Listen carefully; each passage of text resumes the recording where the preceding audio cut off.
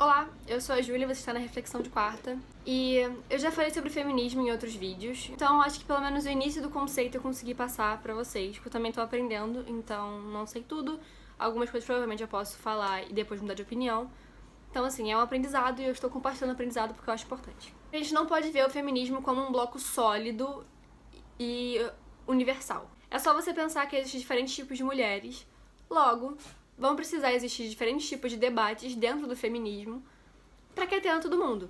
Por exemplo, eu sou uma mulher cis branca, então eu tenho o privilégio de ser cis e de ser branca. Eu não passo pelas mesmas vivências de uma mulher negra, por exemplo, ou de uma mulher trans, ou de uma mulher gorda, porque eu sou magra. Então, são diferentes debates dentro desse feminismo para conseguir atingir todas as mulheres. Tanto é que tem debate sobre gordofobia, sobre islamofobia, sobre vários outros aspectos que atingem mulheres de formas diferentes. Então a gente não pode ver o feminismo como um bloco único e sólido e misógino, porque não é. E claro que depende de quem estuda o feminismo de buscar autoras de diferentes tipos de cultura e de escolhas, por exemplo, a religião, de diferentes lugares e vivências, para que você possa ter uma visão geral do que é feminismo, de lutar pela sua própria causa e de ser aliada das causas da sua colega. Então, o livro que eu trouxe hoje é o da Djamila Ribeiro, Quem Tem Medo do Feminismo Negro. Djamila Ribeiro está quase sendo uma embaixadora do canal, porque acho que já é o segundo ou terceiro vídeo que eu trago sobre ela, mas enfim. Então eu vou falar um pouco sobre como surgiu, pelas palavras dela, obviamente. No Brasil, o movimento feminista teve início do século XIX, com o que chamamos de primeira onda. Nela, que tem como grande nome Nísia Floresta. As reivindicações eram voltadas a assuntos como o direito ao voto e à vida pública. Assim, em 1922, nasceu a Federação Brasileira pelo Progresso Feminino, que tinha como objetivo lutar pelo sufrágio feminino e pelo direito ao trabalho sem necessidade de autorização do marido. A segunda onda teve início nos anos 1970, no momento de crise da democracia. Além de lutar pela valorização do trabalho da mulher, pelo direito ao prazer e contra a violência sexual, essa segunda geração combateu a ditadura militar. Em 1965, formou-se o movimento feminino pela anistia. Em 1970, militantes negras estadunidenses, como Beverly Fisher, denunciavam a invisibilidade das mulheres negras dentro da pauta de reivindicação do movimento.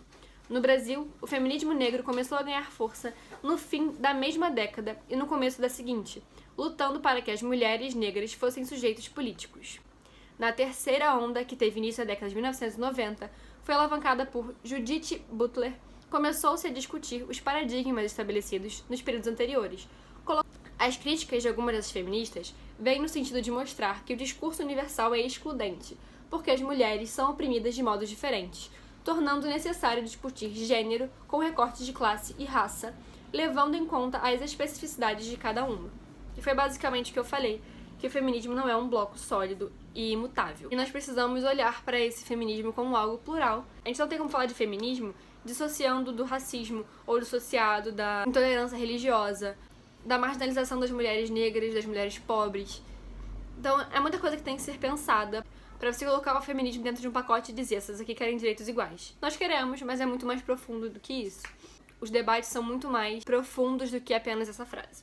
E eu aprendi um conceito novo, que eu vou passar pra frente também, porque eu não sou obrigada a aprender as coisas sozinha. O termo é interseccionalidade. Pensar a interseccionalidade é perceber que não pode haver primazia de uma opressão sobre a outra e que é preciso romper com a estrutura.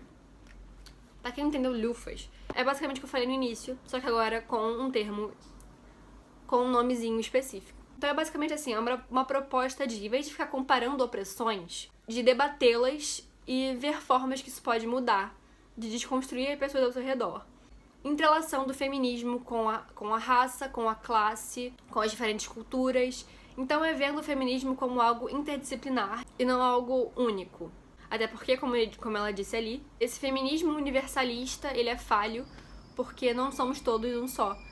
Então, não tem como algo ser universal. Então, por exemplo, agora a gente tá vendo uma onda de movimento antirracista. Que bom. Não dá pra ver o feminismo andando longe do antirracismo. Porque se você é uma feminista e você é racista, você tá excluindo muitas mulheres desse seu feminismo. Então, o seu feminismo é pra quem? É pra só mulheres igual a você ou é pra todas as mulheres? Então é mais ou menos nessa vibe que anda esse livro aqui. É o objetivo de desconstruir algumas situações do feminismo universal, para a gente poder entender um pouco mais do que é de fato o movimento. O livro também traz alguns outros temas, como a agressividade do oprimido, como ela é vista na sociedade, e alguns subtemas dentro desse tópico. Também fala sobre o racismo disfarçado de humor. Então é isso, obrigada pela sua atenção. Caso queira dar sua opinião sobre algum ponto, discordar de mim, sempre de maneira respeitosa, fazendo favor, ou mandar alguma mensagem no privado pra você poder tirar alguma dúvida. Se eu não souber responder, a gente aprende junto, pesquisando junto. Se eu souber responder mais ou menos, você fica aí com uma base pra estudar. Porque eu também não sei tudo, não sou dona da verdade, muito pelo contrário. Então, assim. Então, foi isso. E até a próxima.